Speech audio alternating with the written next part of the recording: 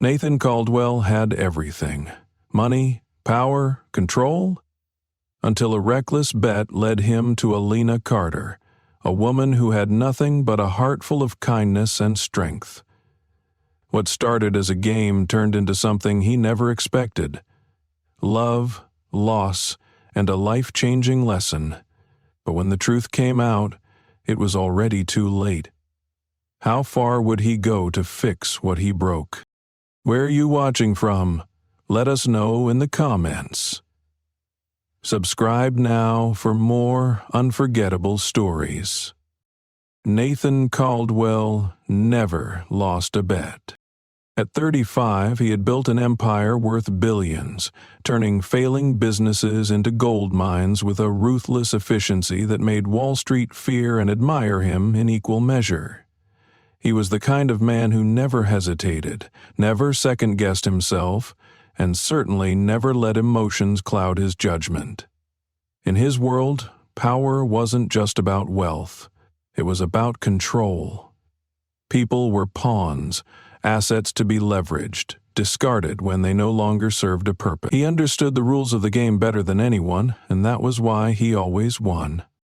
That night, the air inside the private club was thick with the scent of aged whiskey and cigars, the murmurs of billionaires and socialites blending into the soft hum of jazz.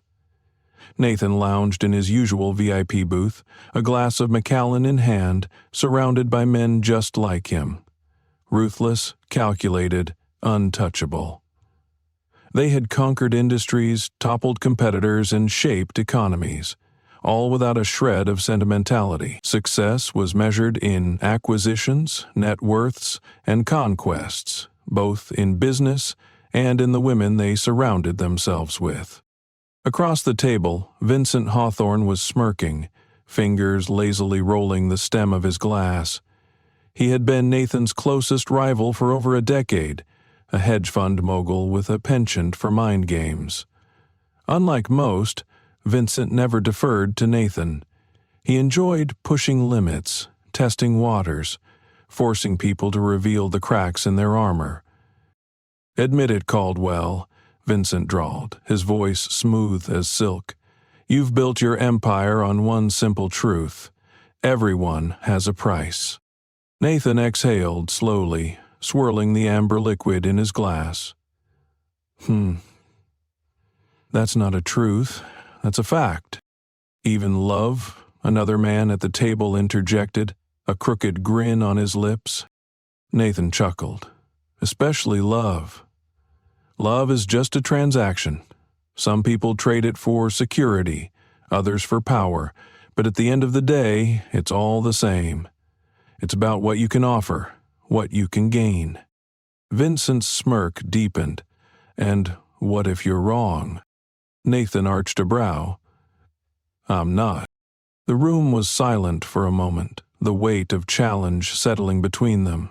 Then Vincent leaned forward, his gaze sharpening with the glint of a predator closing in on its prey. "Let's test that theory," he said, the words slow, deliberate. "I bet you couldn't take a woman, someone completely outside of our world, and make her belong." Nathan exhaled sharply, unimpressed. "That's too easy." Vincent shook his head. "Not just any woman. No models, no ambitious social climbers, no business women. Someone truly ordinary. A nobody."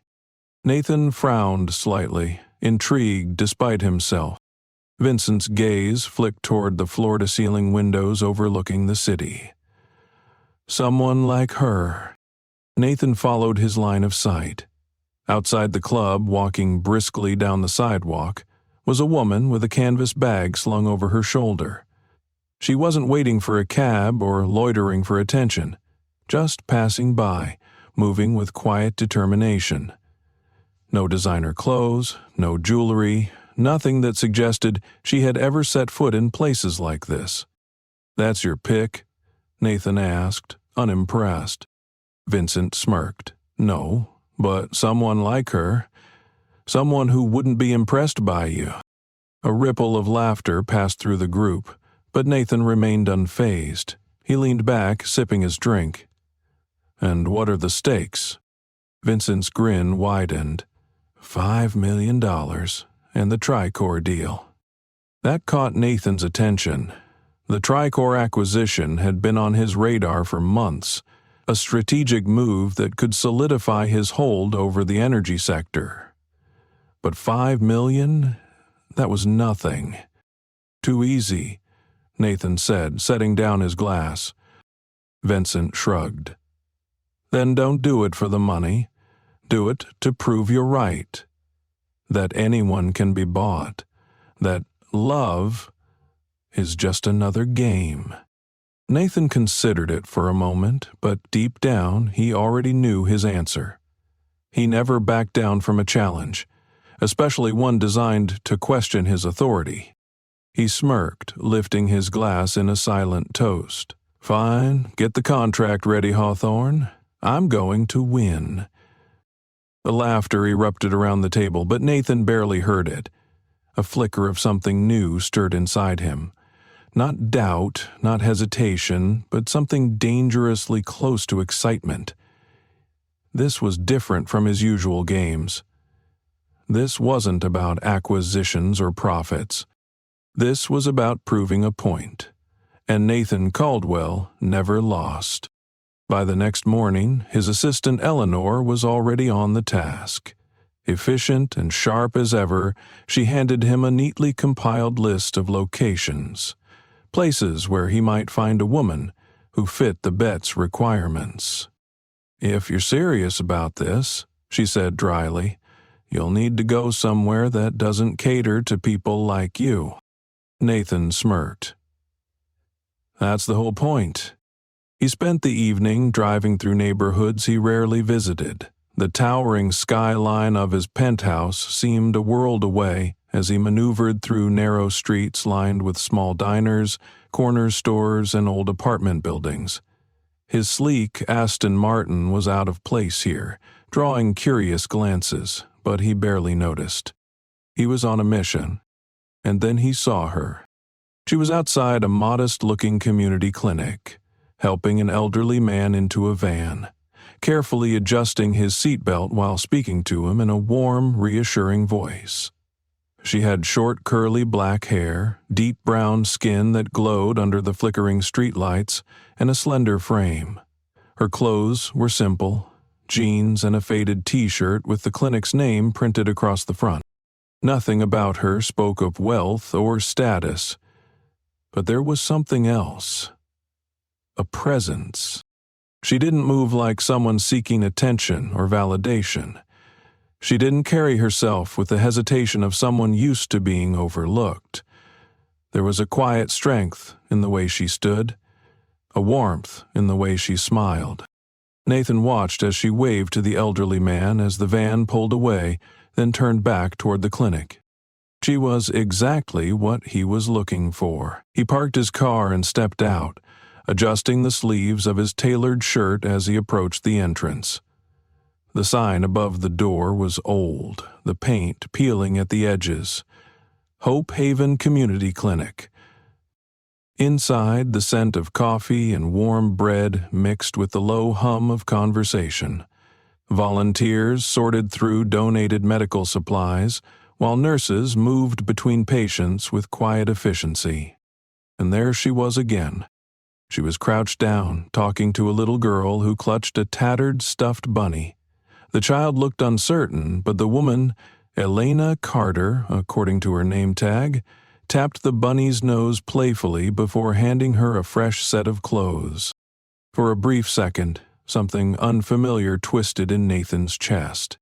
He shook it off. Straightening his posture, he stepped forward, his voice smooth as ever. "Excuse me." Elena glanced up, her deep brown eyes meeting his. There was no flicker of recognition, no widened eyes or impressed expression, just quiet curiosity. "Can I help you?" she asked. Nathan flashed his most charming smile. "I was just passing by and saw this place. Decided to take a look inside." She studied him for a moment, unconvinced. People don't usually just pass by here in a suit like that. Nathan chuckled. Fair point. Maybe I'm looking to do something different. Get involved. She raised an eyebrow. You want to volunteer? There was skepticism in her voice, and for the first time in years, Nathan felt something shift inside him. He wasn't used to being doubted, and that made him all the more determined. Nathan wasn't used to being dismissed. Alina Carter hadn't batted an eye at him, hadn't stammered over his last name or given him the usual look of half awe, half ambition that he had come to expect from women. Instead, she had looked right through him, unimpressed, as if he were just another passer-by, another pair of hands offering to help, before disappearing when the novelty wore off. It intrigued him. It annoyed him. And most of all, it made him determined. The next day, Nathan returned to Hope Haven, this time without the suit. He swapped his $1,000 tailored jacket for a simple button-down and jeans, though he knew it wouldn't make much of a difference. He still carried himself like a man who owned the world. When he stepped inside, the clinic was already alive with activity. Nurses checking vitals, volunteers sorting supplies, patients waiting for care they couldn't afford elsewhere. Elena was in the back, stacking boxes of medical donations, sleeves rolled up, her face marked with focus. She barely glanced at him as he approached. "You're back." Nathan smirked. "I said I would be." She exhaled, crossing her arms. "You still think this is a game, don't you?" He raised an eyebrow. "I think it's something worth doing." She studied him for a long moment, as if weighing his sincerity, then finally handed him a clipboard. "Since you're new, you'll start simple, sorting donations. No special treatment." Nathan arched a brow. "No grand tour?" Elena smirked. "Not unless you earn it." He liked that. For the next few hours, Nathan immersed himself in a world far removed from his own. He lifted boxes, sorted medications, and listened, really listened to the people around him. The other volunteers worked tirelessly, some juggling multiple jobs just to be here, to help. They weren't looking for recognition or rewards. They simply cared. That baffled him. He had spent his entire life viewing charity as a tax write-off, a PR strategy, a way to buy goodwill.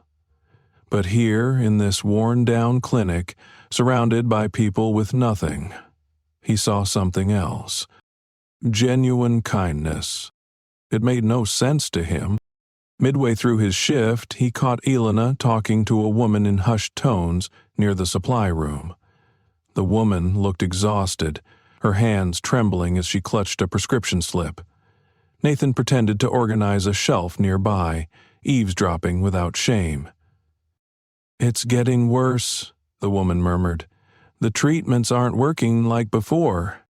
Elena reached for her hand, squeezing it gently. "We'll figure it out. We always do."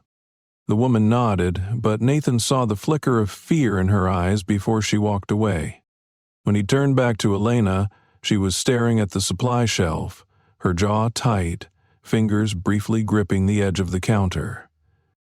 Then, just as quickly, she buried whatever emotion had flickered across her face and turned back to work.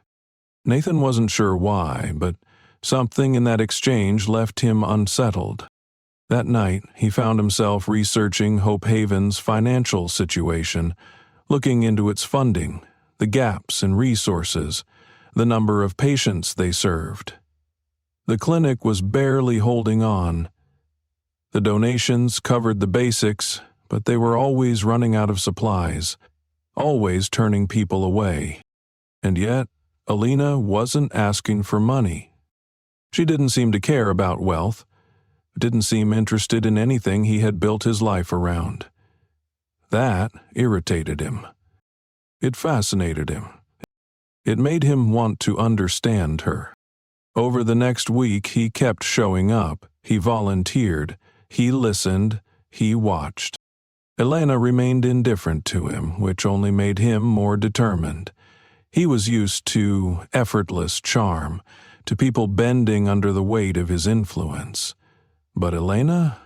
She treated him no differently than she treated the elderly man who came in for his blood pressure check, or the struggling mother looking for free diapers.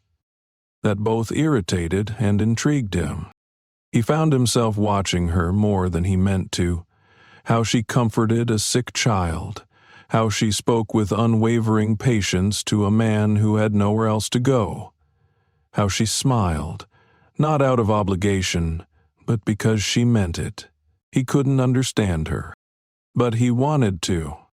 One evening, after a long day at the clinic, he walked Elena to her car. The streetlights flickered overhead, casting a soft glow over the pavement. "You don't slow down," he noted, hands shoved into his pockets. She glanced at him, amusement flickering in her eyes. "And you don't actually do any of the real work." He smirked. "That's not true. I carried boxes today." "For 10 minutes," she pointed out, "before you got distracted by your phone." Nathan chuckled. "I'm learning." She shook her head but smiled, and for a moment the air between them shifted. Then as she reached for her car door, she winced. Just for a second. But he caught it. He frowned. "You okay?" "Yeah," she said too quickly. "Just tired." But something about the way she brushed it off didn't sit right with him. That night, instead of heading back to his penthouse, he did something he never thought he would. He dug into her life. He had Eleanor run a background check, not for leverage, not to manipulate, but because he needed to know. The results made his stomach drop. Elena Carter, 29, former medical student. Had to drop out due to financial struggles. Works at Hope Haven full-time, refusing a salary. Diagnosed with a rare heart condition 2 years ago. No known family. No recorded hospital visits for treatment. Nathan stared at the report for a long time, something cold settling in his chest.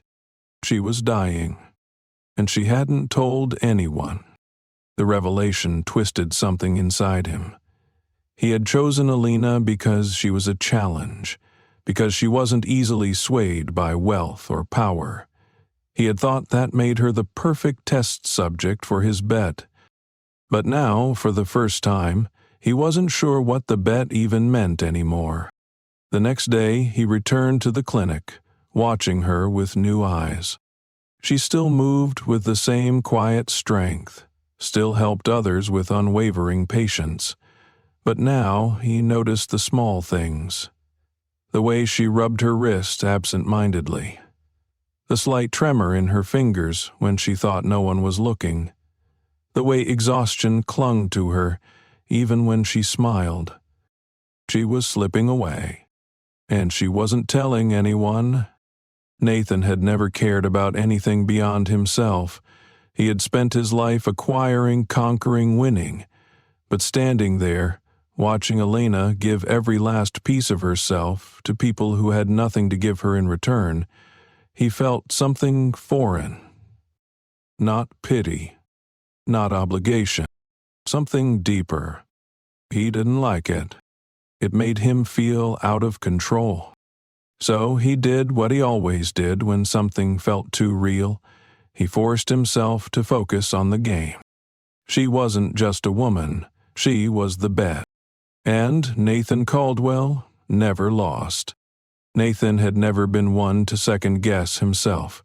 He was a man of precision, control, and unshakable certainty. But standing in the middle of Hope Haven, surrounded by chipped walls and the scent of antiseptic, watching Elena Carter move through the clinic with effortless grace, he felt something unfamiliar. Doubt. It made no sense. This was a game. a calculated move in a bet he had already decided he would win. The rules were simple. Get close to her, integrate her into his world, prove that even the most unshakable person could be molded.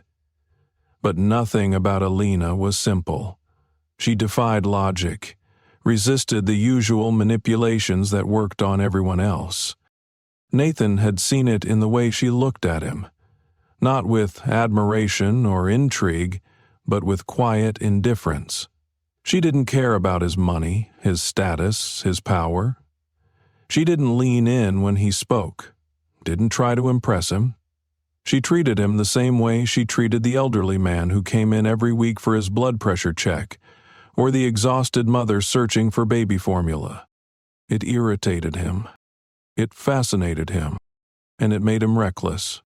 He started showing up at the clinic every day, throwing himself into the work with a focus he hadn't applied to anything outside of business. He stocked shelves, sorted medical supplies, even assisted with minor clerical work. At first, it was just an act, a means to an end, but as the days passed, he found himself paying attention, not just to Elena, but to the world she had built around her. Hope Haven wasn't just a clinic. It was a sanctuary.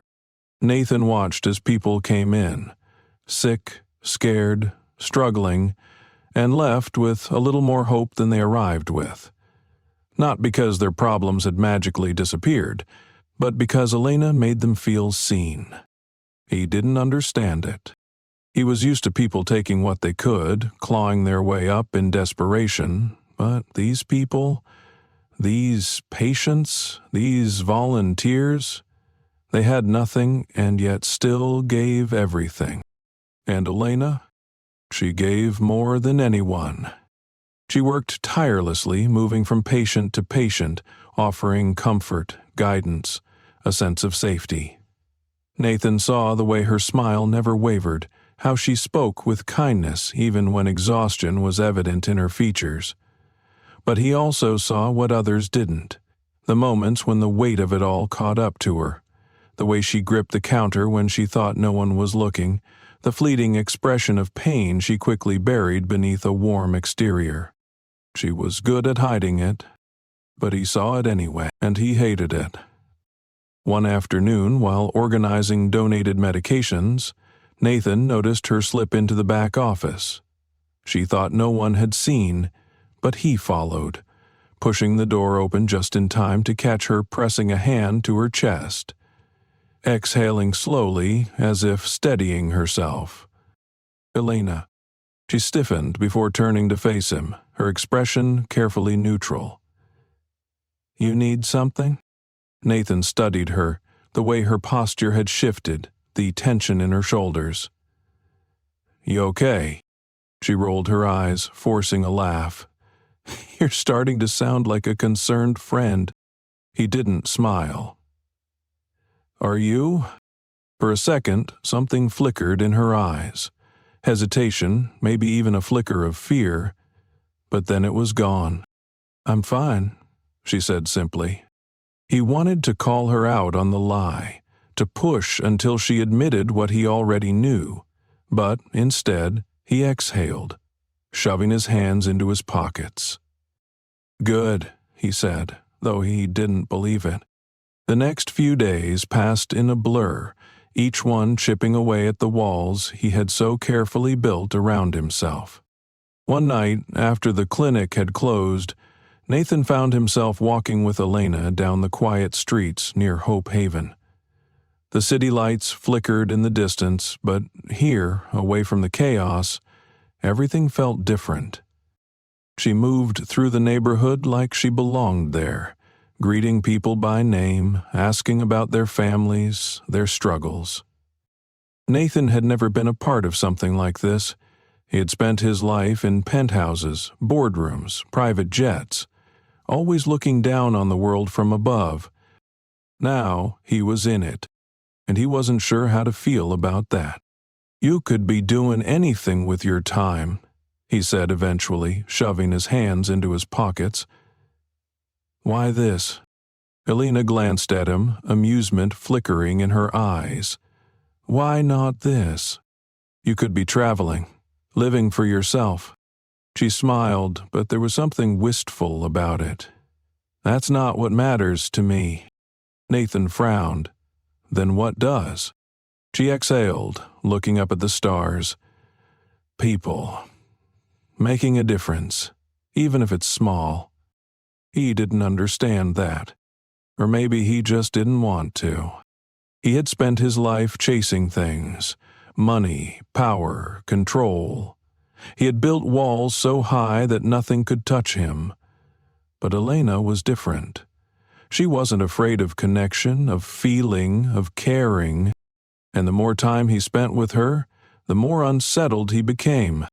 At first, it had been easy to think of her as just another part of the bet, another puzzle to solve, another challenge to win. But now he wasn't sure what he was trying to prove anymore. One evening, as he sat alone in his penthouse, staring out over the glittering city, he realized something terrifying. He didn't just enjoy spending time with Elena. He wanted to. Not because of the bet, not because of the challenge, but because she made him feel something real. And that terrified him more than anything else. The next day, he arrived at the clinic earlier than usual, armed with information. He had spent the morning researching Elena's condition, calling in favors, speaking with top specialists. It wasn't too late. She could still fight this. He found her sitting at one of the tables, sorting through paperwork, exhaustion evident in her every movement. He sat across from her, pushing a folder toward her. She looked at it, then at him, eyebrows furrowing in confusion. "What's this?" "Options," he said simply. "Doctors. Hospitals. The best specialists in the country. I made some calls. You could start treatment immediately." Elena stared at him for a long moment, then slowly closed the folder without even looking inside. "Nathan, don't say no," he cut in. Just think about it." She sighed, her expression unreadable. "I'm not giving up. She hesitated, searching for the right words. "I don't want my life to become a fight against something I can't win." His jaw clenched. "So, you're just going to let it happen?" Elena reached across the table, resting her hand lightly over his. "I'm going to live, Nathan, for as long as I can. And when it's time, I'll let go, knowing I didn't waste a second."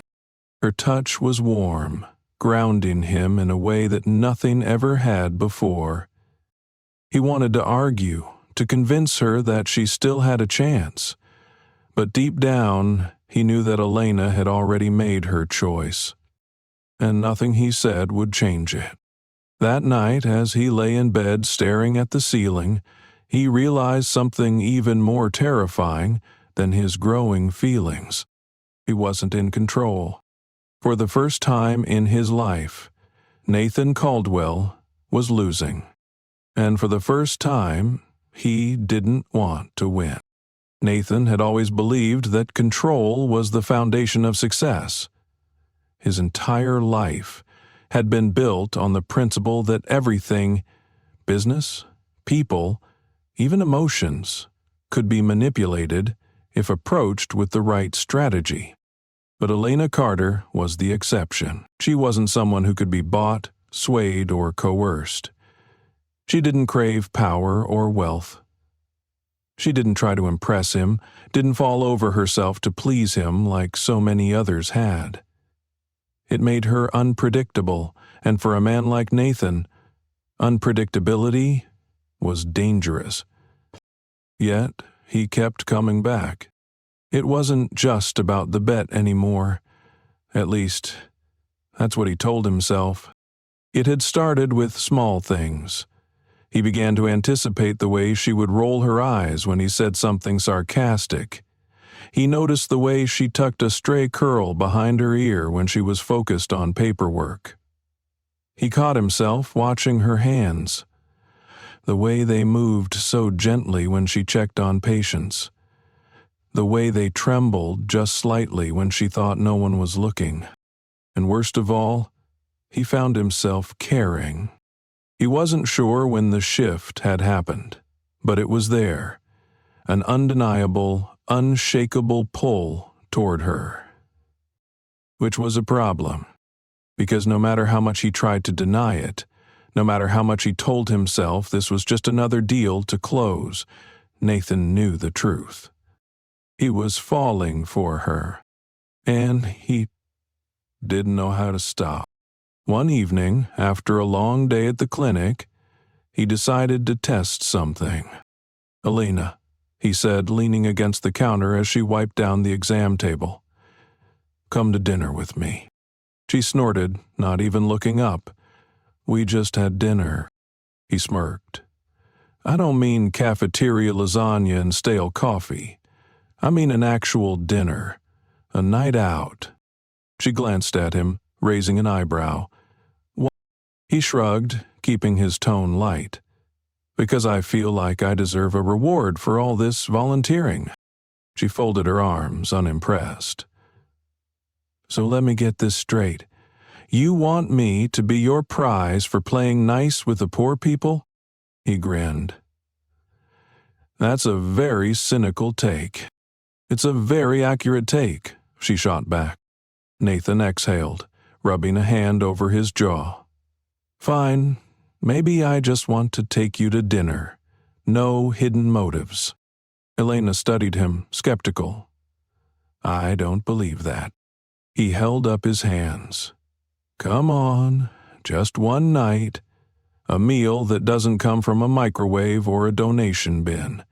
No expectation." For a second he thought she would say no. Then, to his surprise, she sighed and muttered, "Fine, one dinner." A strange sense of satisfaction settled in his chest. He didn't question why. Nathan pulled out all the stops. The restaurant he chose was one of the finest in the city. Private tables, candlelit ambiance, a wine list longer than most novels. The kind of place where everyone knew his name, where servers catered to his every whim before he even had to ask. But when Elena walked in, something shifted. She didn't look uncomfortable, exactly, but she also didn't look impressed. She sat down, fingers brushing over the crisp white tablecloth, glancing at the room full of designer-clad socialites with detached amusement. "This is a lot," she admitted, sipping the wine the sommelier had just poured. Nathan smirked. "You sound surprised." "I don't know what I expected." She glanced at him. "Actually, no. I do. I expected something flashy, something designed to show off. But this," she gestured at the room, "this feels like a performance." He leaned back, intrigued. "How so?" She studied the table, then met his gaze. "Look around. Everyone here is playing a part. The men peacocking with their expensive suits and watches, the women trying to outdo each other, the servers trained to make people feel important. It's all so polished."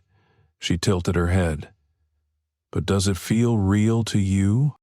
Nathan hesitated, because the truth was, it didn't. Not anymore.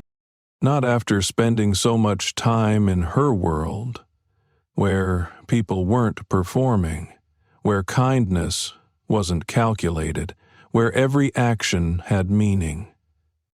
He realized with a strange sense of unease that he didn't want to be here. Not without her. Not like this. Elena must have seen something in his expression because she exhaled, setting down her glass. "This isn't you," she said softly. His jaw tightened. "This is my life." She smiled, but it was sad.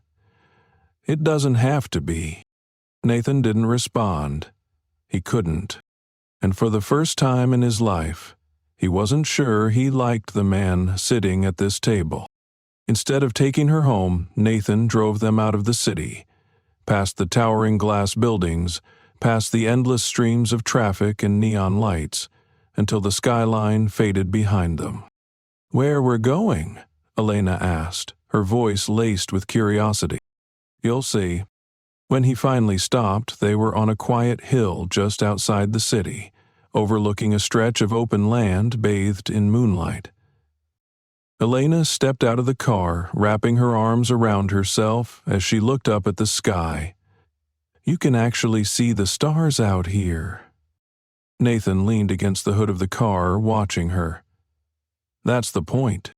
She turned to face him, eyes searching his. "Why are we here?" He hesitated. Then, against every instinct, against every carefully built wall inside him, he said, "Because I don't want this to be a game anymore." Elena's breath hitched slightly, but she held his gaze. Nathan swallowed. "When I met you, I thought you were just a challenge, someone to prove a point with. But now, I don't even remember what I was trying to prove." She didn't speak, but she didn't look away either. His chest tightened. "I don't know how to do this." His voice was quieter now. "I don't know how to care about something without breaking it." A beat of silence. Then Elena stepped closer, so close he could feel her warmth even in the cool night air. "You don't have to know how," she whispered.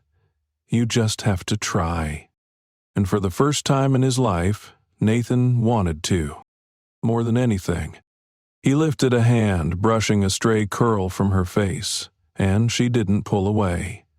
His heart pounded, but he didn't move. Didn't push, because for once, this wasn't about winning. It was about something real, something terrifying, something that made the world feel different.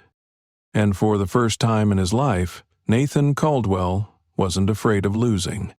He was afraid of not fighting for something worth keeping. Nathan wasn't sure when he had stopped thinking about the bet. Somewhere between late nights at Hope Haven and quiet drives under the city lights, somewhere between watching Elena comfort a grieving mother and seeing her fight exhaustion just to keep helping others, something had shifted. What had once been a game, a challenge meant to prove a point, had become something much more dangerous. It had become real. He wasn't supposed to care. That wasn't how this worked. He had spent years perfecting the art of detachment, of keeping people at arm's length, of making sure nothing, no one, could ever have enough power over him to matter. But Elena mattered, and that terrified him. He had told himself that the dinner, the late-night drive to the countryside, the way he had opened up to her under the stars, had just been a moment of weakness, a miscalculation. He could still course correct. He could still remind himself why he was here. And then Vincent Hawthorne walked into his office, and Nathan knew, without a doubt, that he had already lost. Vincent strolled in like he owned the place, sinking into the leather chair across from Nathan's desk with an air of lazy amusement. He glanced around, unimpressed, before exhaling a dramatic sigh. "God, Caldwell, you've really gone soft." Nathan leaned back in his chair, expression unreadable. "What do you want, Vincent?" Vincent smirked. "Come on, don't play dumb. You know exactly why I'm here." Nathan didn't respond. Vincent's smirk widened. "You're actually in deep, aren't you?" He laughed, shaking his head. "I mean, I knew you had an ego, but this is something else." Nathan's jaw tightened. "Get to the point." Vincent leaned forward, his voice dropping just slightly. "She doesn't know, does she?" Cold dread settled in Nathan's chest, but his expression didn't waver. "I don't know what you're talking about." "Oh, don't give me that," Vincent chuckled. "I've seen the way you look at her, and let me guess. You're planning to tell her the truth, aren't you? You're actually hoping for some kind of redemption arc, some big romantic moment where she forgives you and everything works out." He shook his head. "That's not how the world works, Nathan." Nathan exhaled slowly, forcing his voice to stay calm. "She's not like that." Vincent tilted his head. "No, she's not. That's exactly why she's going to walk away the second she finds out." He leaned back, stretching out lazily. "So, I'm doing you a favor." Nathan's stomach dropped. "Vincent," but it was too late. Because Vincent had already told her. Nathan barely remembered how he got to Hope Haven. He didn't remember pushing through the clinic doors, didn't remember the way people looked at him with cautious curiosity as he scanned the room for her. And then he saw her. She was standing near the reception desk, arms crossed tightly over her chest, her face unreadable. But her eyes said everything. Nathan's heart pounded. "Elena, don't," she said sharply, her voice colder than he had ever heard it. He stopped in his tracks. She let out a slow, unsteady breath, shaking her head. "You knew, didn't you?" "The whole time." Nathan swallowed hard. "Just tell me the truth," she said, her voice raw. "Was I just a game to you?" "No." The word came out more desperate than he intended.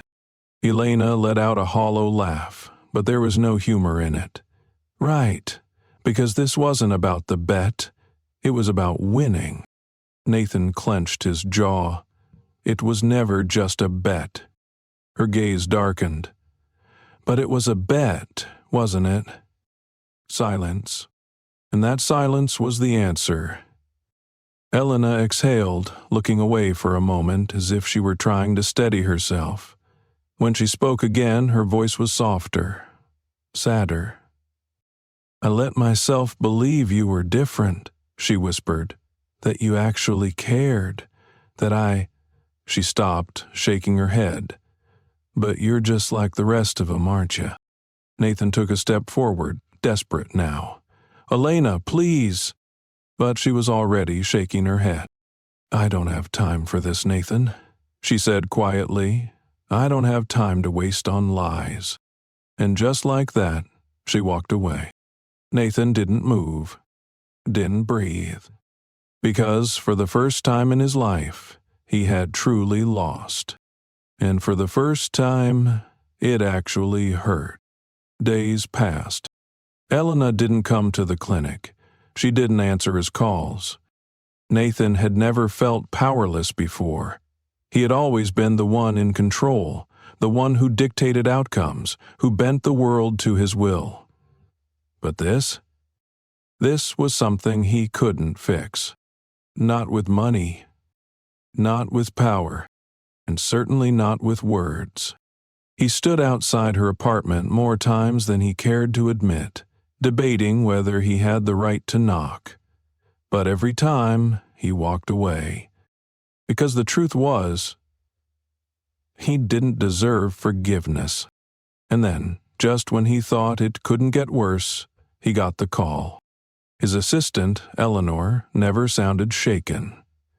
She had been with him for years, had seen him orchestrate hostile takeovers and negotiate billion-dollar deals without so much as blinking.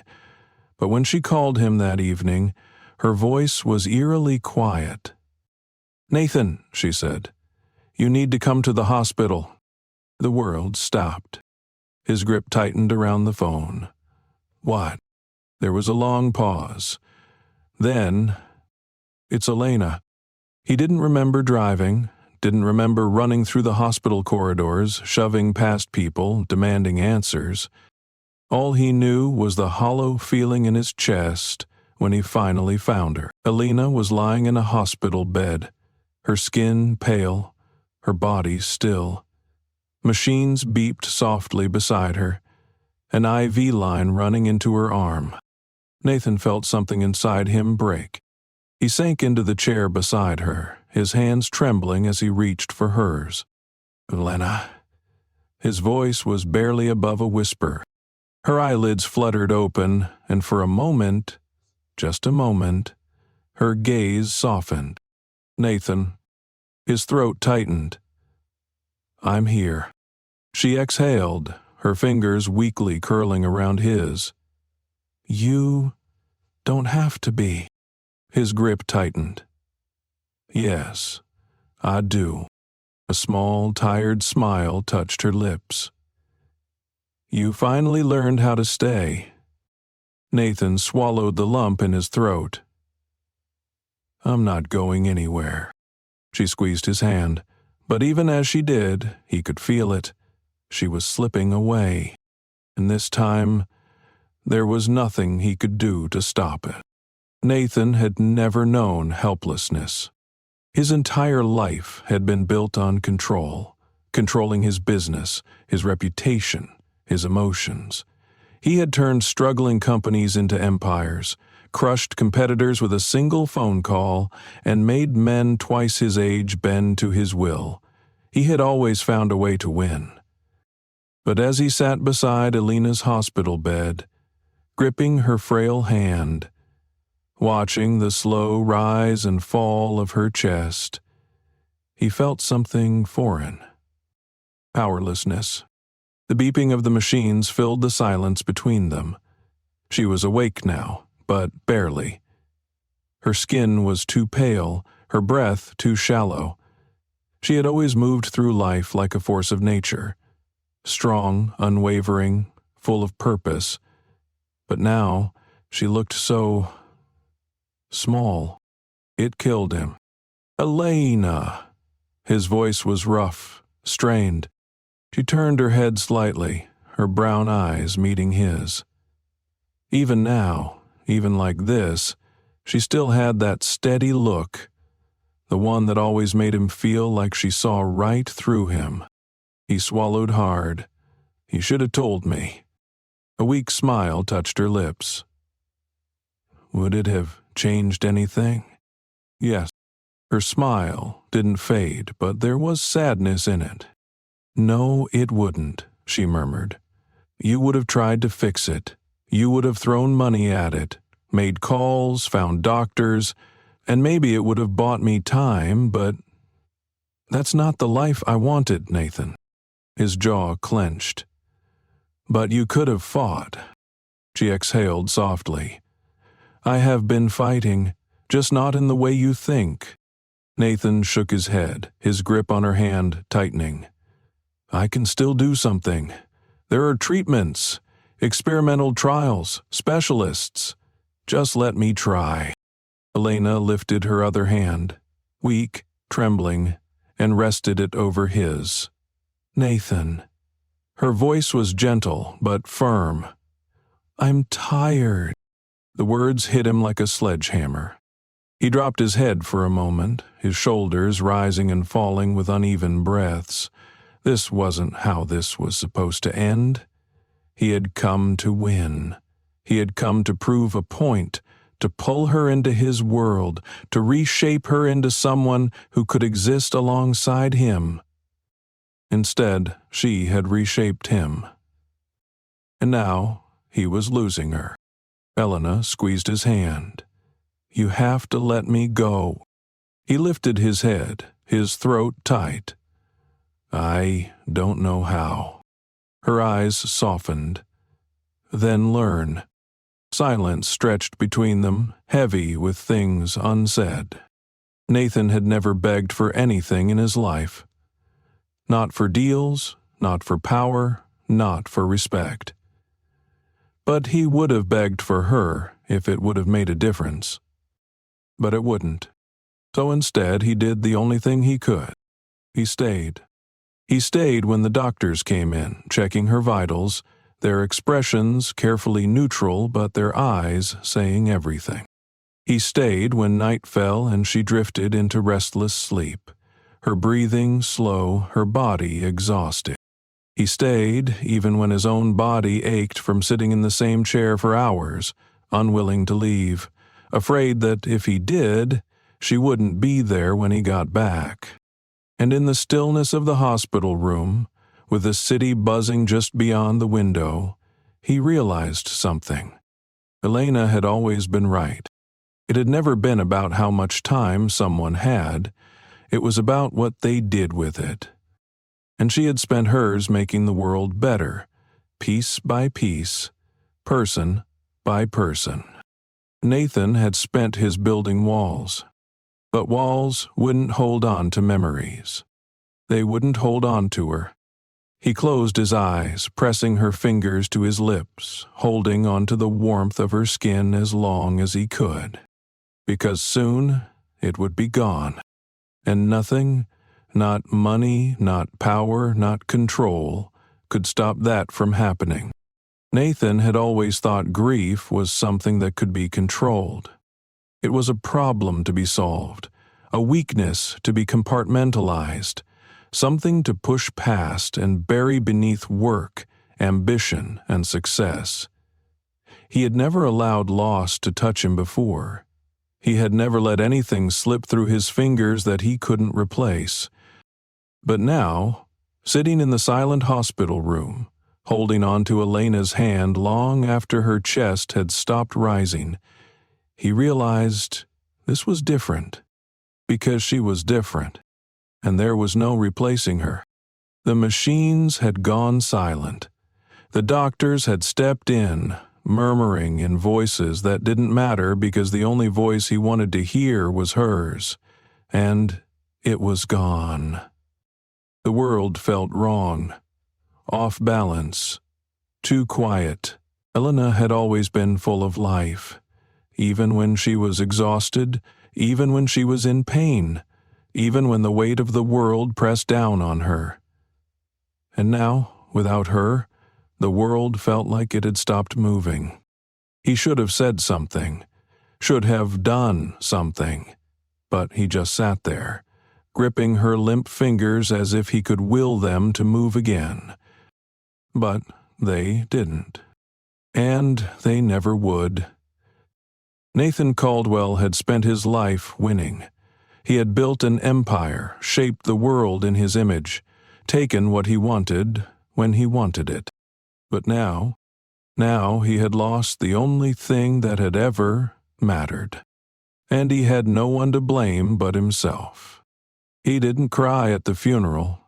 He didn't say a word when people walked past him, offering murmured condolences, quiet nods of sympathy. He just stood there, in the small church where the service was held, surrounded by people who had loved her. People she had spent her life fighting for. People who had known her far longer than he had. People who had lost so much more than he ever could. Because they had never wasted time with her. They had never lied to her. They had never broken her heart. Nathan had been the last person to understand what she meant to the world, and by the time he had figured it out, it had already been too late. The priest spoke about hope, about faith, about acceptance. Nathan felt none of it. When the service ended, people lingered, sharing stories, laughter through tears, memories that they held on to like lifelines. Nathan stood in the back, hands in his pockets, jaw tight, staring at nothing. Then, a voice beside him. "She changed you, didn't she?" He turned to see an older woman, one of the nurses from Hope Haven. Nathan exhaled slowly. "I don't know what she did." The woman smiled sadly. "She made you care." Nathan looked away. Because he did care, and he hated that it had taken losing her to realize just how much. Days passed, then weeks. Nathan didn't go to work. He ignored the calls, the emails, the growing whispers in the corporate world about what the hell was happening to him. He spent hours staring at the ceiling of his penthouse, replaying every moment with her, every look, every laugh, every quiet conversation that now felt like something he should have memorized better. His empire was still standing, his name still carried power, his fortune still secured him a life of unimaginable luxury. And yet, none of it mattered anymore. None of it had ever mattered, not compared to her. One day he found himself driving. He wasn't sure where he was going until he arrived. Hope Haven. The clinic looked smaller than he remembered. It had always been modest, barely staying afloat, but without Alina, it felt empty. Nathan walked through the doors, and for the first time in his life, no one treated him like he was important. They barely acknowledged him, because he wasn't here for them. He was here for her, and she was gone. He moved through the clinic, listening to the sounds of a world that hadn't stopped moving just because his had. Eventually, he found himself in the director's office, the woman in charge. Someone he barely remembered looked at him with wary curiosity. "What do you want, Mr. Caldwell?" Nathan hesitated. For the first time, he wasn't sure how to explain it. How could he put into words what Elena had done to him? How she had changed him? How she had made him see the world differently? How she had left behind something that felt too big for him to hold on his own? He couldn't bring her back. He couldn't undo the past. But maybe he could do something else. "I want to help," he said finally. The woman raised an eyebrow. "Help how?" Nathan exhaled. "Whatever you need. Money, resources, expansion. I want to make sure this place never struggles again." The woman studied him carefully. "Elena never cared about money." "I know." His voice was quiet. "But I do. And I know what it can do when it's used for the right things." The woman didn't respond right away, but eventually she nodded, and just like that, Nathan had a purpose again. Not for himself, not for his company, for her, for the legacy she had left behind. He threw himself into it. At first, people assumed it was a vanity project, another billionaire trying to ease his conscience. But then weeks passed, months, and Nathan did. He was there, at the clinics, at the hospitals, speaking to the people she had once fought for, listening to their stories, learning their names. And for the first time, his money wasn't about power. It was about building something real. Hope Haven expanded. New facilities were opened. A medical fund was established for those who couldn't afford treatment. It wasn't enough. It would never be enough. But it was something. One evening, long after most of the staff had gone home, Nathan found himself standing in the clinic's new wing, staring at the plaque on the wall. The Elena Carter Foundation. It wasn't a grand gesture. It wasn't some elaborate monument. But it was hers. And it would keep helping people, long after she was gone. A nurse walked by, pausing when she saw him looking at the plaque. "She was special," the woman said softly. Nathan nodded, his throat tight. "Yeah," he said quietly. She was, and for the first time in his life, he understood what it meant to leave something behind that mattered. Not wealth, not power, but love. Nathan had never believed in redemption. He had spent his life making decisions that benefited him, winning at all costs, ensuring that no one could ever touch him.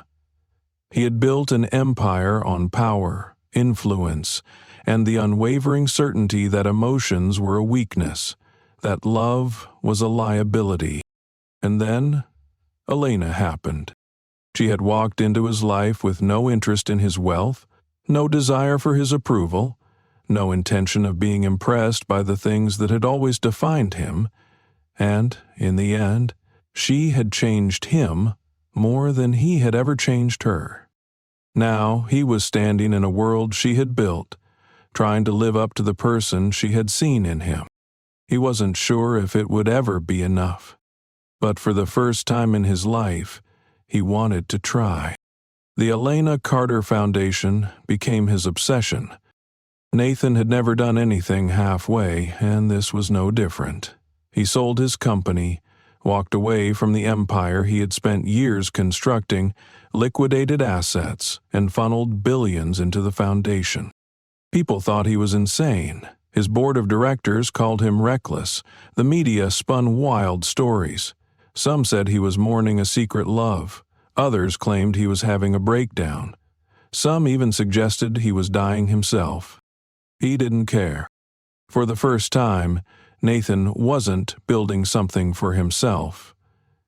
He was building something for her. Hospitals were funded. Clinics were opened in underserved communities.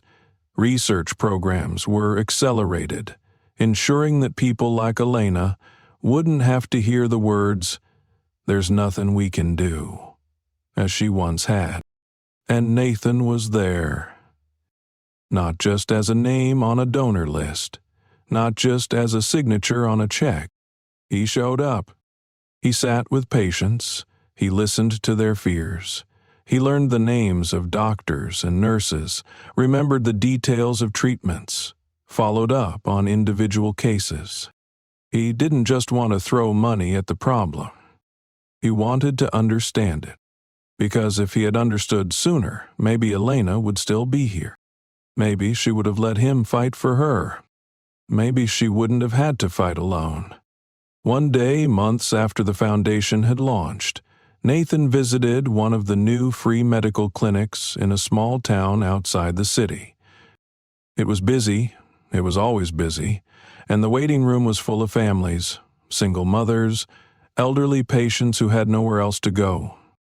A woman approached him as he stood near the reception desk. She was holding the hand of a small girl, no older than 7. Nathan turned when he heard the woman clear her throat. "Mr. Caldwell?" she asked hesitantly. He nodded. "That's me." The woman gave him a shaky smile. "I just wanted to say thank you." Nathan blinked. For what? The woman looked down at her daughter, who clutched a stuffed rabbit in her small hands. "She had a heart condition," the mother said softly. "One we never could have afforded to treat. The hospital turned us away. The insurance wouldn't cover it. We were out of options." She exhaled, her eyes shining. "But because of your foundation, she got the surgery. She's going to be okay." Nathan's throat tightened. The little girl looked up at him with wide eyes, smiling. "Thank you, Mr. Caldwell," she whispered. He forced himself to breathe. "You don't have to thank me," he said. "This is what Elena would have wanted." The woman's expression softened. "She must have been an incredible person." Nathan swallowed, nodding. "Yeah," he said quietly. "She was." They said goodbye, and as Nathan watched them walk away, something in his chest ached. Not in the sharp, gut-wrenching way it had in the days after he lost Elena, but in the way that made him realize she was still here. Not in a physical sense, not in a way he could reach out and hold, but in the lives she had touched. In the way the world was still moving because of her. And because of him. Later that evening, he found himself in one of the Foundation's research labs, standing in front of a wall filled with photographs. Patients, families, doctors, researchers, people who had been saved. And there, at the center of it all, was her.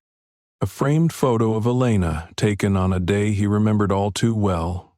One of the last days at the clinic, when she had been exhausted but still smiling, still laughing, still giving everything she had. Nathan reached out, his fingers grazing the edge of the frame. He exhaled slowly. "I hope I'm doing this right," he murmured. The room was silent, but for the first time, he didn't feel alone. He could almost hear her voice, the way she had spoken to him that night under the stars. "You just have to try." Nathan closed his eyes, taking a slow breath. Then he turned and walked forward, because he finally understood that this life, this work, this legacy, was what truly mattered. And maybe, just maybe, it was enough. Thank you for staying until the end of this story. Life has a way of teaching us lessons when we least expect them, and Nathan's journey is a reminder of one of the most important truths. Love and purpose matter more than wealth and power. We spend so much of our time chasing success, believing that status and material achievements define us. But in the end, what truly remains are the lives we've touched, the kindness we've given, and the impact we leave behind. Nathan learned that too late, but we don't have to. We can choose to live with meaning now, to prioritize the people who matter, to build something greater than ourselves, to understand that true wealth isn't measured in bank accounts, but in the love we share and the difference we make. Where are you watching from today? Let us know in the comments. We'd love to hear from you. And if this story resonated with you, subscribe to our channel for more powerful and emotional stories like this. Don't forget to hit the notification bell so you never miss an update. Thank you for being here. Until next time, choose love, choose kindness, and make every moment count.